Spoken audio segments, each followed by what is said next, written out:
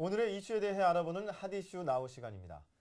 세종시에서 총기 사고가 일어난 지 이틀 만인 지난 금요일 경기도 화성에서 또다시 총기 사고가 발생해 충격을 줬습니다. 네, 총기 관리에 구멍이 뚫렸다는 지적까지 나오면서 사고가 재발하진 않을까 불안한데요. 이번 화성 총기 사고의 경위와 또 앞으로의 민간인 총기 소지가 어떻게 달라질지 자세한 이야기를 전화 연결 통해 들어보도록 하죠. 동국대 경찰행정학과 곽대경 교수와 전화 연결되어 있습니다. 교수님 안녕하십니까? 예, 안녕하십니까? 네, 먼저 경기도 화성에서 일어난 사고에 대해 몇 가지 질문 드리겠습니다. 이번 사고는 동생이 형의 부인을 살해하면서 비극이 시작된 건데요. 이 사건 원인 어떻게 밝혀졌습니까? 네, 이번 사건의 용의자인 전 씨가 며칠 전에 그 조카를 통해서 자신에게 3억 원의 사업 자금을 좀 달라고 요청을 했다고 합니다. 근데 이게 이제 거절당하면서 자기가 굉장히 앙심을 품고 결국 이런 비극적인 범죄를 저지른 걸로 보여집니다. 네, 그렇군요. 결국 가족 간에 이렇게 돈 문제로 원한을 품고 저지른 그런 사건이었는데요. 신고를 받고 곧장 출동한 파출소장도 함께 살해가 됐습니다. 이제 형과 형의 부인 그리고 파출소장이 살해가 됐는데 당시 방탄복이나 방검복을 착용하지 않았고도 소지한 총도 실탄이 든 권총이 아닌 이제 권총형 전기 충격기라고 하죠. 테이저건이라고 하던데 경찰의 대응이 안이했던 게 아닌가는 지적도 있습니다. 이에 대해서는 어떻게 생각하십니까? 네, 파출소에는 현재 그 방탄복이 지급이 되고 있지는 않습니다.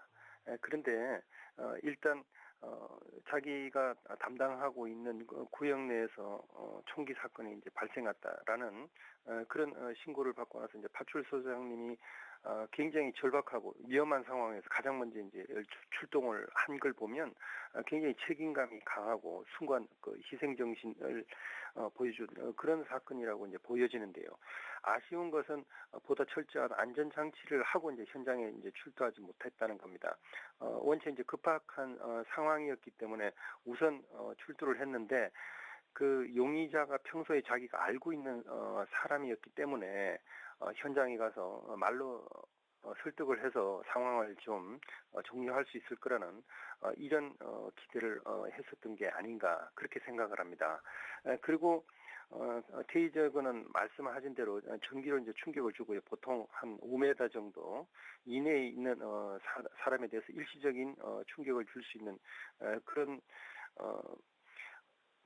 도구긴 합니다만 이것이 실제로 이제 총기를 가지고 있는 사람을 제압할 수 있는 그런 정도의 뭐 파괴력을 가지고 있는 건 아니기 때문에 실제로 이걸로 그 사람을 뭐 직접적으로 공격하고 이런 것보다는 일단 그걸 들고 가서 일시적으로 좀 제압하는 그런 효과를 기대했던 것 같습니다. 네. 그렇군요. 참 파출소에 이렇게 방탄복이 지급이 되지 않는다라는 것도 들으면서 좀 놀라지 않을 수가 없었는데 그럼 앞으로 이렇게 대응하는 데 있어서 파출소에서 대응하는 데는 어느 정도 한계가 있지 않을까 하는 생각도 해보게 되고요. 이번 사고가 지난 세종시 총기 사고와 마찬가지로 엽총이 사용이 됐는데요. 특히 피의자 전 씨가 지난달 16일부터 사건 전까지 5차례나 입출고를 반복했단 말이죠. 특별히 네. 이렇게 사건 당일날 아침에 또다시 총기를 출고할 수 있었는데 일주일 사이에 모두 6차례나 총을 출고하는 데 있어서 특별히 제재가 가해지지 않았다는 점 쉽게 납득하기가 어려운 점인데요. 원래 이렇게 총기를 쉽게 출고할 수가 있나요? 지금 그 기간이 사냥이 허용되어 있는 수렵 기간입니다. 네. 그게 이제 작년 11월 20일부터 지난 어제죠. 올해 2월 28일까지가 이제 그 수렵 허가 기간인데요. 네. 이때는 이 총이 원래 소유주인지 아닌지 원소유주인지 아닌지에 대한 이제 신원을 이제 확인을 하고 어떤 용도로 총을 사용할 건지 어디 가서 뭐 수렵을 할 건지 뭐 이런 거에 대해서 이제 간단하게 이제 질문을 하고 총을 내주는 그런 방식으로 현재 되고 있습니다.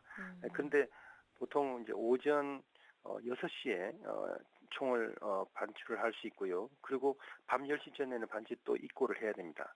그런데 이제 이것이 여러 번 반복된 거는 자기가 뭐 이번에는 이쪽으로 뭐 수렵을 갔다가 다음에는 이제 다른 장소로 수렵을 갔다 뭐 이러면서 뭐 사냥을 해서 뭐 새나 동물을 제대로 못 잡아서 또 나간다. 뭐 이런 식으로 이제 이야기를 하면 사실 그 경찰로서는 총을 내주지 않을 수는 없는 거거든요.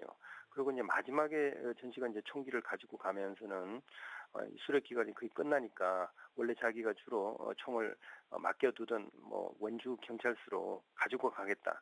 이렇게 이제 이야기를 하고 이제 총을 가지고 갔기 때문에 경찰에서는 참 막기가 어려웠을 것 같습니다. 네. 네, 그렇군요. 간단한 이렇게 신고만으로도 엽총 사용이 가능하다는 건데 총기 사고가 연이어 터지자 이 경찰이 총기 관리대 급히 대책을 마련했다고 하는데 앞으로는 그럼 어떻게 구체적으로 강화가 될까요?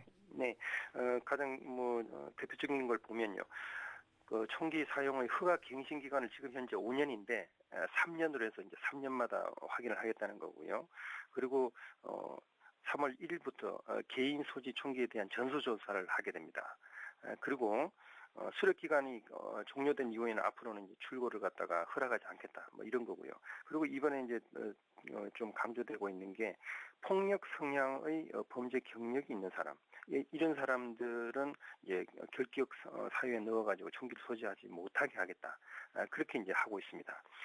물론 작년부터 경찰에서는 가정폭력이라든지 아니면 이웃과의 다툼 이런 것 때문에 112 신고가 된 사람 같은 경우는 앞으로 또 총기를 사용해서 어떤 사고를 일으킬 가능성이 있기 때문에 소지 허가심사위원회에서 이런 사람에 대해서는 좀 신중하게 심사를 하도록 그렇게 해왔긴 합니다만 이 규정을 보다 더 이제 명확하게 적용을 하겠다는 것입니다.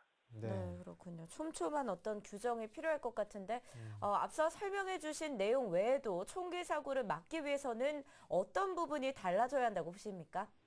이게 지금 한 가지 이야기되고 있는 것이 총기를 보관하고 있는 장소하고 실제로 탄환을 받아가지고 이제 사용하는 장소 이걸 좀 분리하는 것도 한 가지 방법이 되지 않겠냐 그렇게 이제 이야기를 하고 있습니다. 그만큼 이제 총기 사용하는 것을 좀 불편하게 만드는 거죠.